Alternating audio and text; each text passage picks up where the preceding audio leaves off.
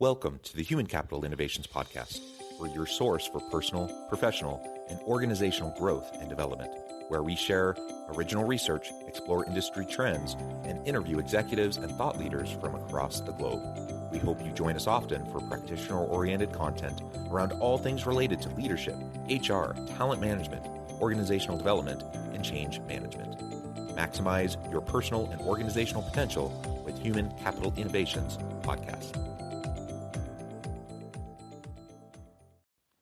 Do you enjoy the Human Capital Innovations Podcast?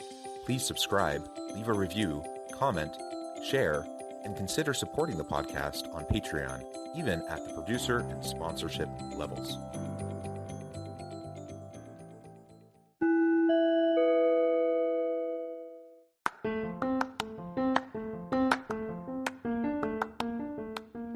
Welcome to the Human Capital Innovations Podcast. In this HCI Podcast episode, I talk with Richard Hawks about his new book, Navigate the Swirl, 7 Crucial Conversations for Business Transformation.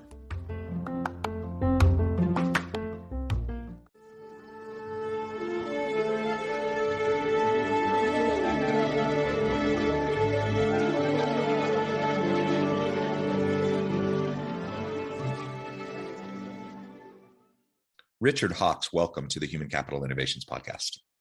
Thank you. It's a pleasure to be here. It is a pleasure to be with you. You're joining us from the New Jersey area. I'm south of Salt Lake City in Utah. And today we're going to be talking about your new book, Navigate the Swirl, 7 Crucial Conversations for Business Transformation. I think this is a super fun and interesting topic and group of topics to explore together. So that's going to be the crux of our conversation today. As we get started, I wanted to share Richard's bio with everybody. Richard Hawks, the author of Navigate the Swirl, is the founder of Growth River, an international consultancy that guides leaders and teams to create higher performance in businesses and organizations. He helps companies identify and resolve constraints to success. His clients include Edward Jones, Hitachi, Pfizer, Johnson & Johnson, Mars, and others. He sees purpose-driven, customer-focused, team-based, and multi-stakeholder businesses as the best bet for solving the world's biggest problems. He received his BA in computer science and German literature from Hamilton College. Fantastic. And that's an interesting combination, computer science and German literature. I'm not sure how many of those there are floating around with that combo.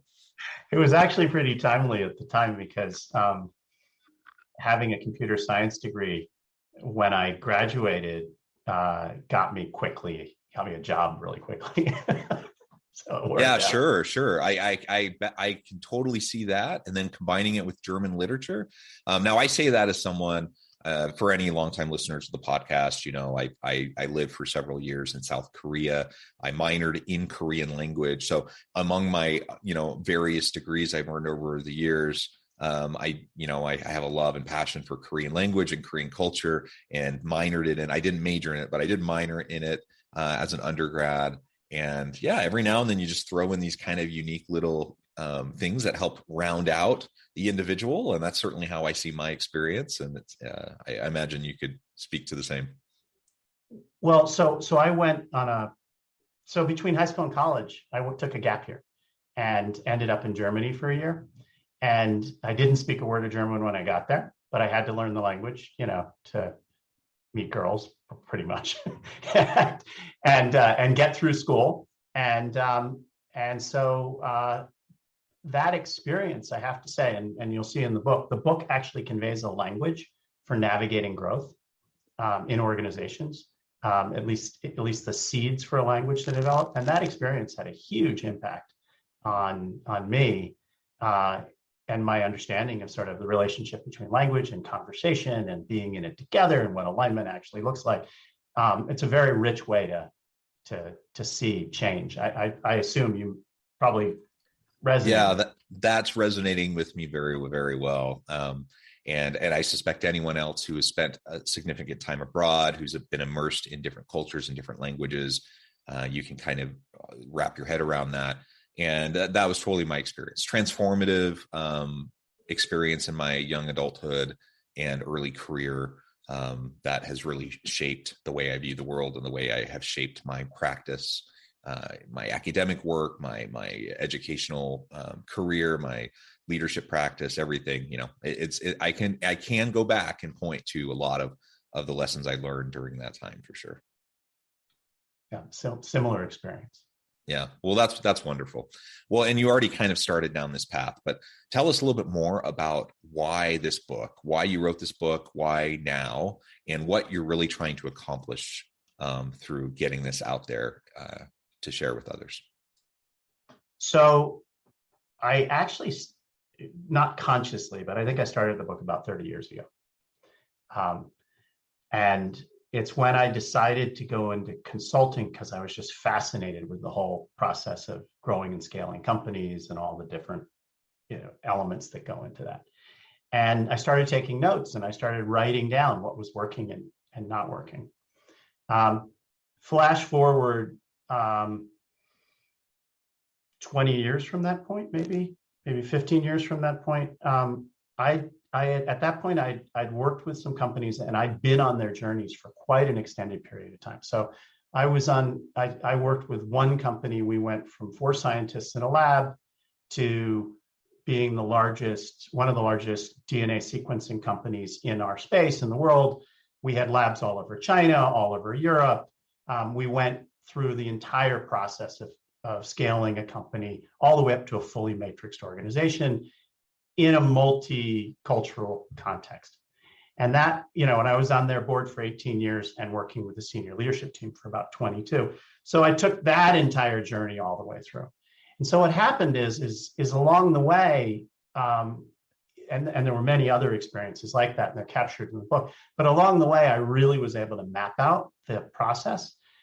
I tried to write the book in 2009. I was living in Germany, actually, again. I was over there. I actually founded a part of our business when I was in Germany and tried to write it. And the challenge is all the theory was there and everything was proven, but I actually hadn't really nailed it to the point I wanted to nail it. So it's right. It's ready. It lays out a pretty consistent worldview on how you can really think about how do organizations change? How do they do it in the direction of competitive advantage? How do you link culture to business? How does structure fit in there? What are the most dangerous conversations for a leader to lead? Where do you get in trouble? It covers all of those different topics. But the answer was something I wanted to do for a really, really long time, and it finally was ready. And this is it. Yeah, well, that's fantastic. Wonderful origin story for a book that had been percolating, it sounds like, for decades. And you got to the point where you're able to get pen to paper and get it out, probably figuratively, not literally. I'm guessing you didn't actually use pen and paper, but who knows? Maybe you're old school. Anyways, that's fantastic. And I, as a writer myself, I love writing. I love getting ideas down, refining them, trying to figure out how to best communicate them. And so it is quite the process. It is painstaking. It is challenging, but it's very rewarding. And it's even more rewarding when you start to see people who resonate with your materials and that it's helping them in some way. And I think that's what transformation is all about: personal transformation, team, organizational transformation. It's all about growth and development and maximizing our potential. I think all of that's fantastic. So why don't we walk through now, the subtitle to your book is 7 Crucial Conversations for Business Transformation. Let's walk through those 7 conversations in short order, and we'll just kind of do a quick summary of what those look like, and we can chat about that. Okay. Yeah, let me first say why the 7 conversations, and then I'll talk about them. But the title of the book is Navigate the Swirl, and the swirl is that inertia, organizational inertia that you feel, and the kind of sense of purposelessness you can feel in your jobs when you're not connected with other folks. So when you're not in actual aligned conversations and on a journey together. And so the 7 crucial conversations are a way out of the swirl. And the way to imagine the 7 crucial conversations is I don't know, think of it as a rope, right? The swirl is this maelstrom, you're spinning around and there's a rope, a way to climb out. Well, the first thing to know is you can't get out alone. By its very nature, the swirl has to do with the social system around you. So you can push back all you want, but the system will push back and crush you. So you can only solve it by being in the solution with other people. So you really have to choose to understand that it's a social system, not a machine. And that sets a context for even being able to apply conversations, because transformation, organizational growth, and even the path to competitive advantage in a business all happen at the speed of conversations. And this is really critical. Okay, so yeah, well, let me just say too, I appreciate that and explaining the swirl metaphor. And I as you were describing that, I'm like, I've been guilty of that. I've been pounded down and squashed down and beat into submission by the system because I wasn't as skillful as I could have been or should have been, in terms of how I was navigating that and involving others in the process. So that absolutely is essential. I was reading something where someone was saying, the one way to navigate this is you have to choose. You may be put on a team, you may be, officially on a team or multiple teams in an organization, but you actually have to choose your own team. You have to actually build your own team. In other words, there needs to be a group of people who are in it with you so that you're not trying to do it alone. And when you try to do it alone, the system crushes you. And I think that's what you're pointing to. And so the question is how do you actually connect with others? So the 7 crucial conversations are a way to do that. Now, think of them as a rope out of the swirl. The bottom of the rope, if I tie a knot in the bottom of the rope, that's the activate purpose conversation. And it's sort of obvious why. If it doesn't link to a purpose, and if it doesn't connect to your own purpose, why bother? I mean, just a recipe for dissatisfaction. So that has to be that initial anchoring point. Now, the other side of the rope, the other end, is about implementation. Because if it doesn't link to actual implementation, to impacting the world, also kind of why bother? So the question is how do you link that purpose conversation all the way through to the implementation conversation in a social system with other people? There are other stuff in between. And the 5 conversations between purpose and implementation are those handholds, if you want to call them. And I'll just kind of go through them. There's activating purpose, and then there's driving focus, then there's shifting mindset. Those 3 conversations are the culture conversation. Then there's specifying roles and streamlining interdependencies. That's the whole conversation around org structure, roles, right? It's in between. And then you move into strategies, aligning strategies and implementing initiatives. And that's kind of the strategy conversation. Now, the thing to know about this is these systems, whether the system is a team or the system is an organization, they all evolve in a specific direction, like water flows in a certain direction.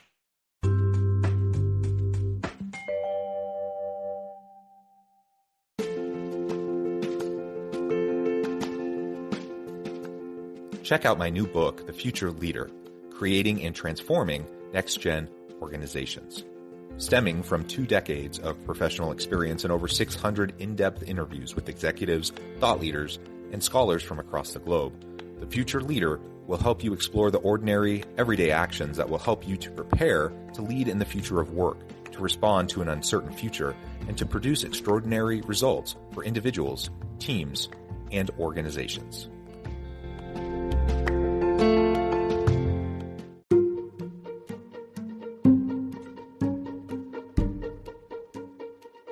Welcome to the Human Capital Innovations Academy. Courses, micro-credentials, and certificates to upskill and reskill for the future of work. All HCI Academy courses, micro-credentials, and certificates are designed, developed, and delivered by award-winning and internationally renowned scholars, educators, thought leaders, executives, and practitioners. Our courses, micro-credentials, and certificates will help you make your mark on the future of work and make an immediate impact in your organizations. Check out the HCI Academy and our many course offerings and certificates to upskill and reskill for the future of work.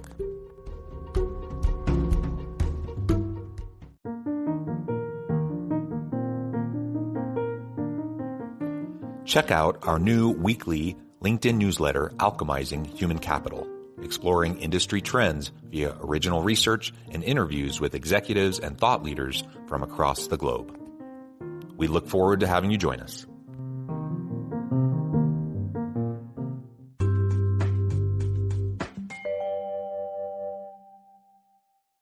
There's really leadership and culture flows into roles and capabilities, which flows into strategies and customer experience. And the challenge is that those things, if I make a change to culture, it flows through everything else below it. But if I make a change to strategy and customer experience, it doesn't necessarily flow up. So I swim against that current at my own peril. So the conversations take you through the optimal path of what it actually means to not only align with, individually between members in a team, but also between teams in an organization. Among those conversations, it's just the one thing to say, there's one right in the middle, and it's really, really dangerous. And it's the one that derails almost all transformational initiatives. And it's the system of roles conversation. It's conversation 4, because that's the place where your interests or my interests start to clash into those of the organization. That's where all the wars break out. Mm-hmm. Yeah, boundary maintenance and people trying to protect their turf or kingdom build rather than looking for ways to actually collaborate in meaningful ways for the benefit of the organization as a whole. And everything you're describing, I'm thinking of it from another kind of place of coalition building. Right. As you mentioned, we can't do it alone. Organizations are these massive systems, and the most well-intentioned individual with the even skill and even with all the data on their side, if they're trying to do it alone to try to drive a transformation, they will get beat down by the system, or they'll get chewed up, spit out, kicked out of the system. And so you have to coalition build. You have to go through that painstaking process of building those relationships, building them upon a foundation of trust, and then moving your way through. And that's why organizational transformation is a time-consuming process. It's why you can't just flip the switch.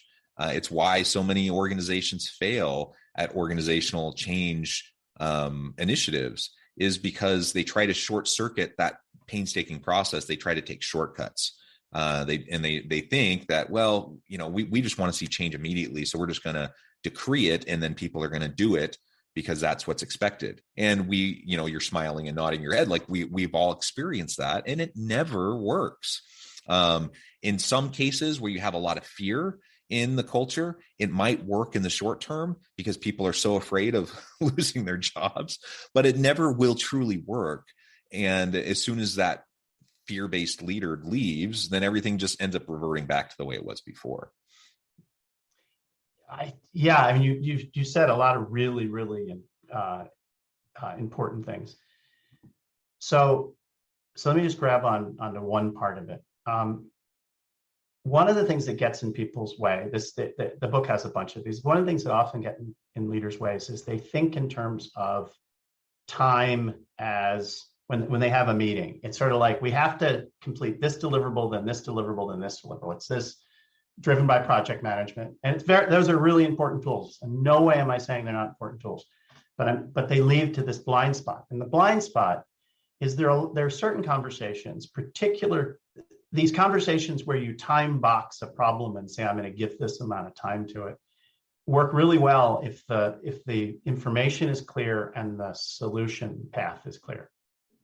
But if the information is unclear or the solution path is unclear, you can't really think that way. You can actually create plans that just take you right off a cliff because you're not acknowledging what you don't know. You're not dealing with the fact that you're moving through event horizons, that there are going to be changes in the system that you can't see beyond. Like a new leader coming in. A new leader comes in, everything changes. Once again, culture, right? That changes the whole stack of conversations, and you're back at the beginning again. So a new leader is going to come in. I can't anticipate ahead of the curve how it's going to be when the leader gets there. All I can do is focus on creating the conditions to bring that leader on board properly. And in my role, I can actually calm everybody down. And on the other side of Event Horizon, the entire challenge of leading change shifts. You're now in a situation where it isn't about taking a decision or making a change. Those have all been taken. It's about aligning with it. It's about everybody holding up what it is and understanding the implications of it, and then incorporating that into their role or to the unique perspective that they have within the system. So there's so change is these unfolding things. Now back to time. If I think of time, there's an expression called chronos, which is thinking of time as, a checklist, right? I get these things done. The opposite of chronos is kairos, and kairos would be thinking in terms of event time, right? The event is that new leader coming, and the event is the new product coming to market. The event is the event horizon. And when you reconceptualize and you think about it as through this kairos perspective, then what happens is you can actually manage it, because you start to think about this condition has to precede these other conditions. Worrying about the stuff that's further down the road is not really a good use of my time. I can start to frame a journey. I can be on a journey with other people. And so one way to imagine that journey is, think of a stairway, right? So I'm at the bottom of the stairway, the top of the stairway is my destination.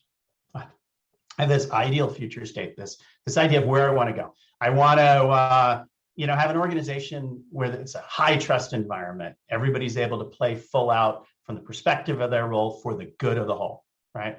I want to have, be the provider of choice, the partner of choice. I want to have market potential, scalability, sustainability, return. I want to have all of these, metrics. Okay, that's my future state. That's at the top of the stairway. When I'm at the bottom of the stairway, what I can think about is what are the gaps in the current state versus that future state. That's what I can know. And by looking at those gaps and identifying which ones really are the primary constraint, I can then see the next step on the stairway.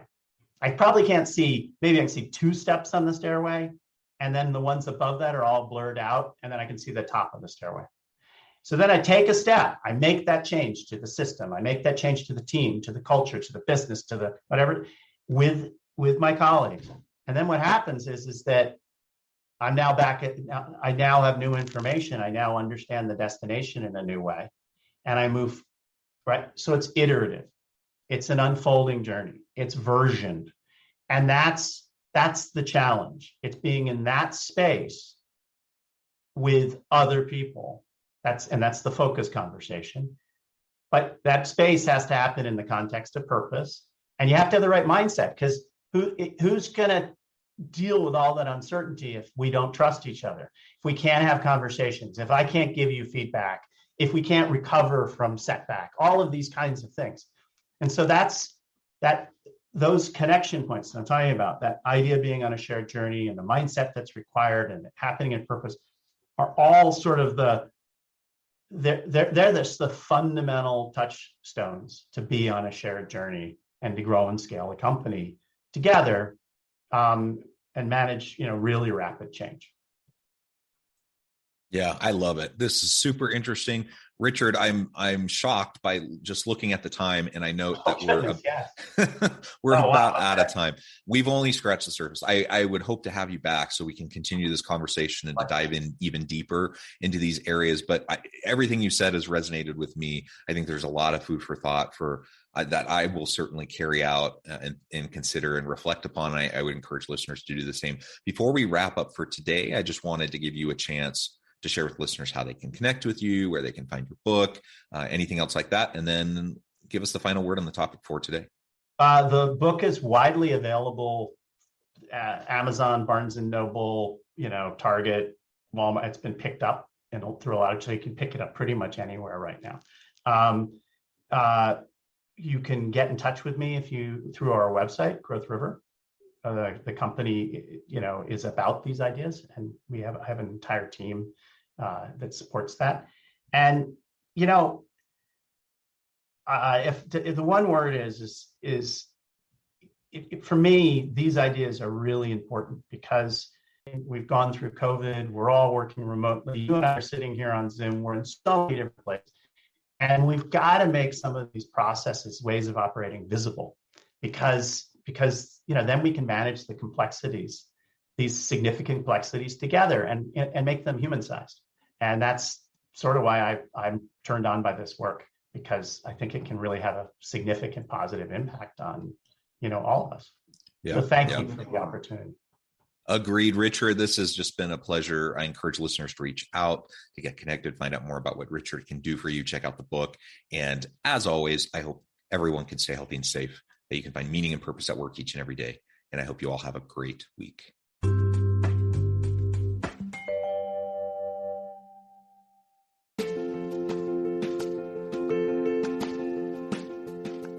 Bluer Than Indigo Leadership, the journey of becoming a truly remarkable leader. Early in my adult life, I learned about an Asian proverb that translates as bluer than indigo. If you think about the color indigo, it is a brilliant, deep, and vibrant blue, what some would call the bluest of blues. To have something that is bluer than indigo is rare and truly remarkable. Contrary to popular myth, there is no one-size-fits-all or cookie-cutter approach to effective leadership. There is no silver bullet, no secret sauce, no go-to model that will solve all of your problems. The truth is, great leaders have all had their unique strengths and flaws, and have all had to discover and then pave their own distinctive path in their life's journey to fulfill their leadership potential. Bluer Than Indigo Leadership will help you discover your own path and explore those ordinary, everyday actions that will help you respond to an uncertain future and produce extraordinary results for your individuals, teams, and organizations.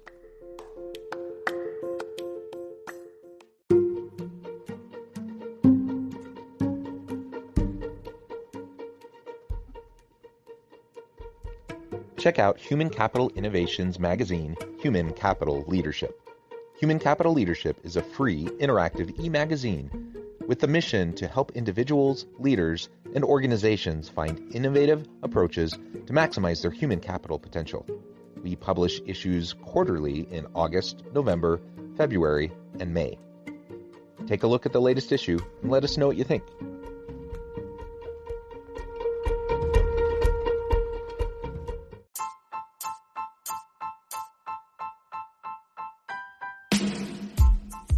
The alchemy of truly remarkable leadership. Ordinary, everyday actions that produce extraordinary results. Consider how the nature of work has shifted over the past 50 years. With increased globalization, rapid technological advancement, and the shift in economic composition, the average job of today looks very different than the average job of 50 years ago. What will the jobs and organizations of tomorrow look like? Moreover, what does this all mean for organizational leaders?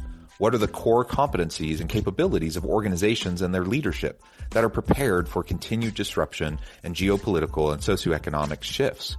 Regardless of what the future holds, increasingly, leaders need to be socially minded, data-driven, decisive, champions of talent, and disruptors of the traditional notions of leadership, teams, organizations, and work.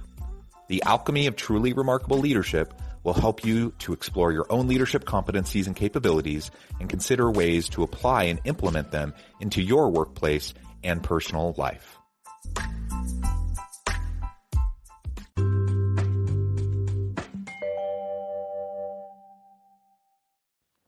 Do you enjoy the Human Capital Innovations podcast? Please subscribe, leave a review, comment, share, and consider supporting the podcast on Patreon, even at the producer and sponsorship levels. Thanks again for joining us for this episode of the Human Capital Innovations podcast. I hope you stay healthy and safe and that you have a great week.